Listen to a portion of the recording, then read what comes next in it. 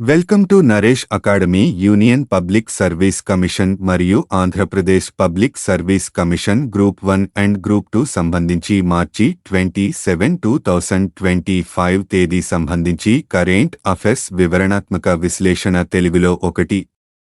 Tribhuvan సహకారి university. గుజరాత్లో ఏర్పాటు చేయనున్న త్రిభువన్ సహకారి యూనివర్సిటీ బిల్లుకు బుధవారం లోక్సభ ఆమోదం తెలిపింది. ఈ సందర్భంగా అమిత్ షా సభలో మాట్లాడుతూ ఈ విషయాన్ని వెల్లడించారు. సహకార సంఘాల ఉద్యోగుల నైపుణ్యాలను పెంపొందించడంతో పాటు సుశిక్షితులైన మానవ వనరులను ఆ రంగానికి అందించే లక్ష్యంతో ఈ విశ్వవిద్యాలయాన్ని నెలకొల్పుతున్నట్లు చెప్పారు. దేశంలో సహకార ఉద్యమ నిర్మాతల్లో ఒకరైన త్రిభువన్ దాస్ కిషిభాయ్ పటేల్ పేరును దీనికి పెట్టామన్నారు. త్రిభువన్ దాస్ కిషిభాయ్ పటేల్ స్వాతంత్ర్య సమరయోధుడు, రైతు ఉద్యమ నాయకుడు. 1946లో కైరా జిల్లా పాల ఉత్పత్తిదారుల సహకార సంఘాన్ని నెలకొల్పి తర్వాతి కాలంలో దాన్ని అమూల్గా మార్చడంలో కీలక పాత్ర పోషించిన వ్యక్తిగా సుప్రఖ్యాతుడు. సహకార రంగానికి అంకితమైన దేశంలోని మొట్టమొదటి విశ్వవిద్యాలయం స్వాతంత్ర్యం తర్వాత 75 సంవత్సరాలకు నిర్మించబడుతుందని మరియు ప్రతి సంవత్సరం దాదాపు 8 లక్షల మంది అభ్యర్థులకు గ్రాడ్యుయేషన్, డిగ్రీ లేదా సర్టిఫికెట్తో డిప్లొమా చేసే సామర్థ్యాన్ని కలిగి ఉన్నప్పుడు సహకార ఉద్యమంలో కొత్త రక్తం ప్రవహించబడుతుందని కేంద్ర సహకార మంత్రి అన్నారు. 2. నీతి ఆయోగ్ సీఈఓ బీవీఆర్ సుబ్రహ్మణ్యం డీఎక్స్ఏస్ empowering excellence and growth through digital transformation ను ప్రారంభించారు. డీఎక్సెడ్ సూక్ష్మ, చిన్న, మధ్యతరహా పరిశ్రమలు, ఎంఎస్ఎంఈలు, టెక్నాలజీ ప్రొవైడర్లు మరియు విద్యాసంస్థలను అనుసంధానిస్తూ ఒక పర్యావరణ వ్యవస్థను సృష్టించేందుకు ప్రారంభించబడిన ఒక జాతీయ కార్యక్రమం. ముఖ్యంగా నేటి డిజిటలైజేషన్ వైపు ఎంఎస్ఎంఈలను తీసుకెళ్లడానికి ప్రారంభించబడింది. డీఎక్సెడ్ లక్ష్యం ఎంఎస్ఎంఈలు, ప్రభుత్వ, ప్రైవేట్ మరియు విద్యా రంగాల మధ్య సహకారాన్ని పెంపొందించడం, డిజిటల్ ఇన్ఫ్రాస్ట్రక్చర్ను అభివృద్ధి చేయడం, డిజిటలైజేషన్ను ప్రోత్సహించడం ద్వారా డీఎక్సెడ్ ఎంఎస్ఎంఈలకు కొత్త మార్కెట్ అవకాశాలను సృష్టించడం, ప్రభుత్వ ఈమార్కెట్ ప్లేస్ జేమ్ వంటి ప్లాట్ఫారం ద్వారా ఎంఎస్ఎంఈలను మరింతగా బలోపేతపరచడం. ప్రస్తుతం దేశంలో ఉపాధి అవకాశాలు పొందుతున్న 6 కోట్ల మందికి సాంకేతిక నైపుణ్యాలను మెరుగుపరచడం మరియు సాంకేతిక పరిజ్ఞానాన్ని అభివృద్ధి పరచడం ద్వారా నేటి డిజిటల్ యుగంలో ఇవి కూడా పరివర్తన చెందడానికి వీలు అవుతుంది. 3. భారతదేశపు మొట్టమొదటి స్వదేశీ ఎంఆర్ఐ మెషీన్. పూర్తి స్వదేశీ పరిజ్ఞానంతో మొట్టమొదటి ఎంఆర్ఐ మాగ్నెటిక్ రెసొనెన్స్ ఇమేజింగ్ మెషీన్ను కేంద్ర ప్రభుత్వం అభివృద్ధి చేసింది. దీన్ని ఢిల్లీలోని all India institute of medical sciences AIIMS లో ఇన్స్టాల్ చేసి అక్టోబర్ 2025 నుంచి ట్రయల్స్ నిర్వహించనున్నారు.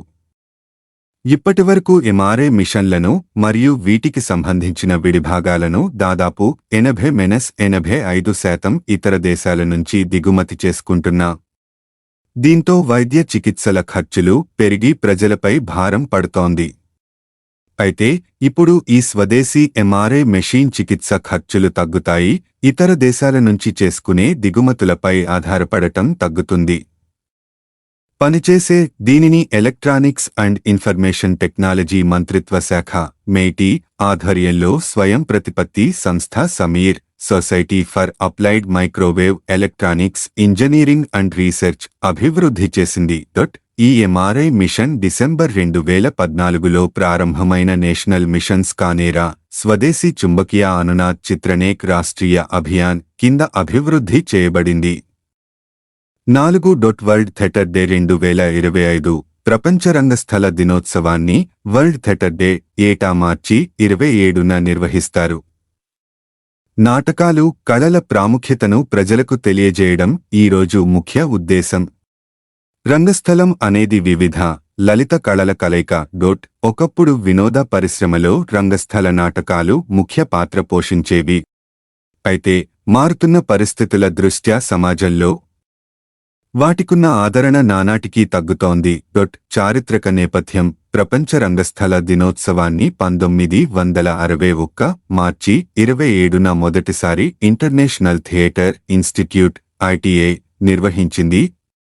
రంగస్థల ప్రాముఖ్యాన్ని ప్రపంచానికి చాటిచెప్పడంతో పాటు సమాజంపై దాని ప్రభావాన్ని తెలపాలనే లక్ష్యంతో ITA ఈ రోజును ప్రారంభించింది.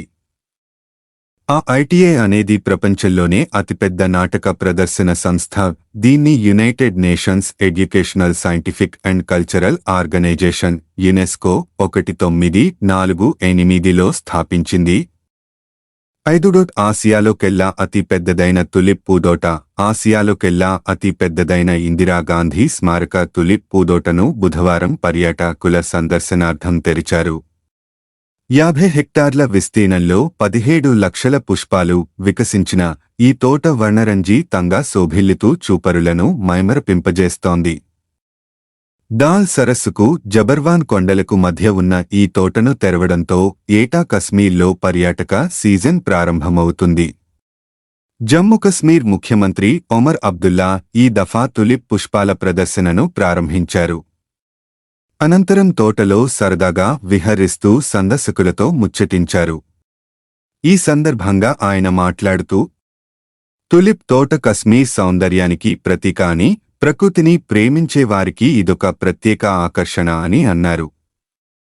భూమిపై స్వర్గానికి స్వాగతం అని సందర్శకులను ఉద్దేశించి ఆయన అన్నారు. ఈ ఉద్యానాన్ని 2007లో నాటి ముఖ్యమంత్రి గులాం నబీ ఆజాద్ ప్రారంభించారు. గత సంవత్సరం ఈ తోటను దేశ విదేశాలకు చెందిన 4.65 లక్షల మంది పర్యాటకులు సందర్శించారు. ఫిలిమ్స్ ఢిల్లీ క్విజ్ డెట్ మార్చి 27, 2025 క్వశ్చన్ నంబర్ 5 లోక్సభ త్రిభువన్ సహకారి విశ్వవిద్యాలయ బిల్లు 2025ను ఆమోదించింది. ఎవరి పేరు మీదుగా లోక్సభ త్రిభువన్ సహకారి విశ్వవిద్యాలయ పేరు పెట్టారు? ఆన్సర్ కామెంట్ చేయండి. Thank you for watching this video. ఈ వీడియో మీకు నచ్చితే ప్లీజ్ లైక్, షేర్, కామెంట్ చేయండి.